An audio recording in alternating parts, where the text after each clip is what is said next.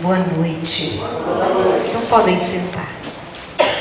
Espero não ser cansativa e que a gente possa de fato rezar nesse momento, né? A gente possa meditar e fundo, porque mais do que falar de Maria na economia da salvação é deixar que isso penetre dentro e que isso se torne também para nós uma experiência espiritual, uma vivência de fé. Eu me baseei muito no documento deste catecismo da Igreja Católica e com certeza na Palavra de Deus. Portanto, a pesquisa foi feita em cima disso. E inicialmente eu vou tentar passar para vocês um texto publicado por Rui Pedro, um redentorista, sobre o porquê economia da salvação. Como a equipe pastoral que estava hoje animando e ajudando na coordenação era o dízimo, lá no início, quando a gente se reuniu, eu falei, que tal de Maria na economia da salvação, sem saber muito o que era. E de repente fui pegar e vi que não é assim tão fácil, é bastante complexo, é bastante profundo. Portanto, vamos tentar entender um pouco o que é essa questão, por que economia da salvação.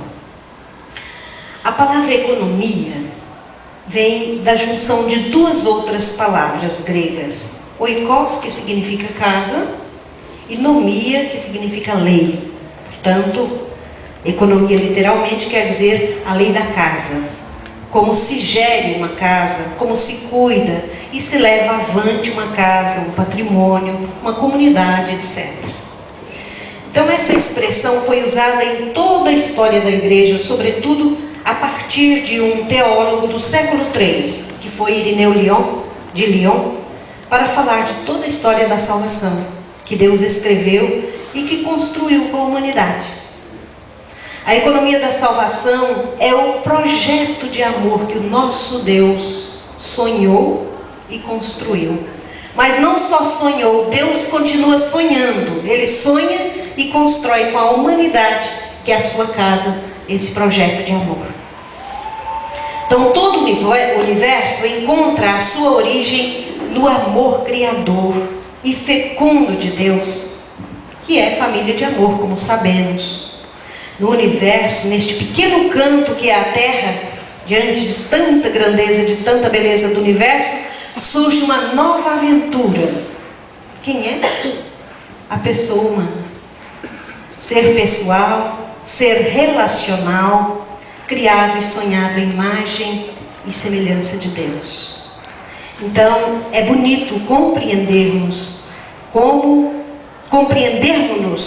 como um projeto de amor que Deus nos sonha. Somos chamados a nascer e a ser a sua imagem. Pessoas em comunhão de amor, únicas e originais, livres e felizes. Deus é três pessoas, ou Deus é em três pessoas divinas, em comunhão plena de amor, Pai, Filho e Espírito Santo. Também a humanidade é uma comunhão de pessoas, em crescimento, em construção e a caminho.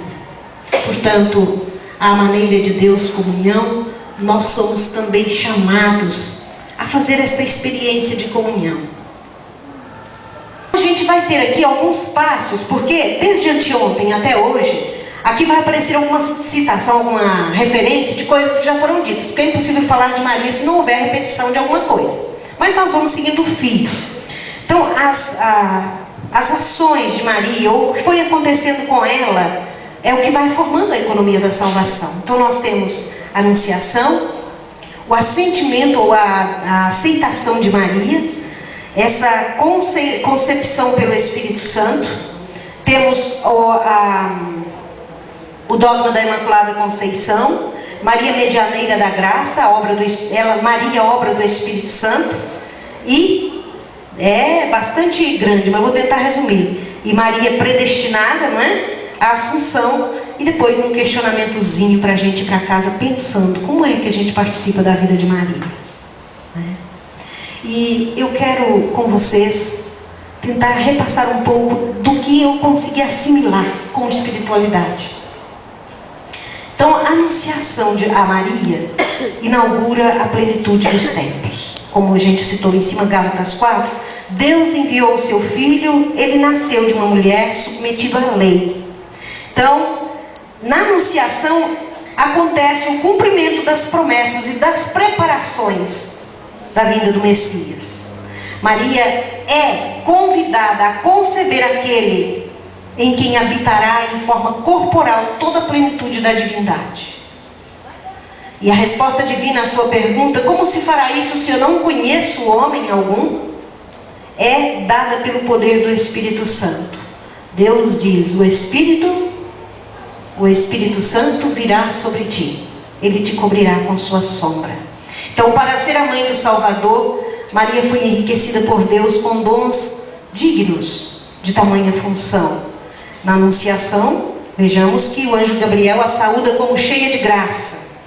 Efetivamente, para ela poder dar a sua resposta, a sua aceitação livre de sua fé, o anúncio de sua vocação, era preciso que ela estivesse totalmente sob a moção da graça de Deus. Depois, a concepção pelo Espírito Santo é outro lado da Maria na economia da salvação.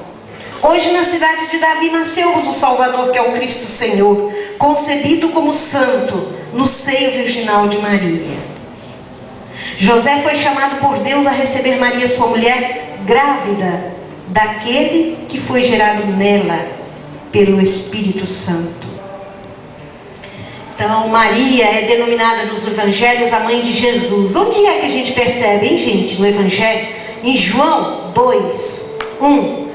Que festa era aquela onde Maria é chamada de mãe de Jesus? A festa em Caná.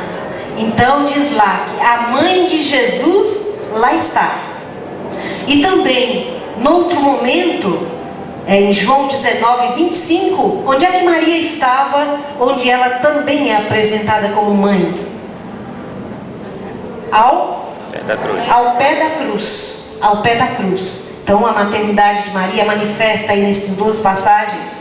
Ela é aclamada sob o impulso do Espírito desde antes do nascimento de seu filho, como a mãe do meu Senhor. A Isabel também, quando recebeu Maria, não é? Quando chegaram, se abraçaram naquela alegria, Isabel diz o quê?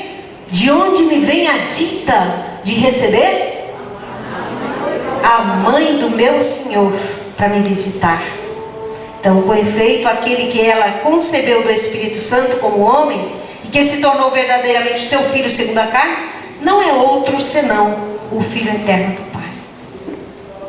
Maria, medianeira da graça, essa maternidade de Maria na economia da graça, perdura ininterruptamente, não se interrompe, a partir do consentimento, desde o sim dela na anunciação, até a cruz, ela manteve-se resolutamente ali firme no seu sim, e também perpetuamente, até a consumação de todos os eleitos, Maria permanece a sua missão de ser medianeira. Assunta aos céus, não abandonou este mono salvífico, mas por sua múltipla intercessão, continua a alcançar-nos os dons da salvação eterna. Por isso, a bem-aventurada Virgem Maria é invocada na igreja sob tantos títulos, né? E entre eles, título de advogada. Ela advoga nossas causas, não é? Ela nos auxilia. Hoje é tanta gente que recorre a Nossa Senhora com os diversos títulos e alcançam graças, porque Maria não fica surda ao grito dos filhos.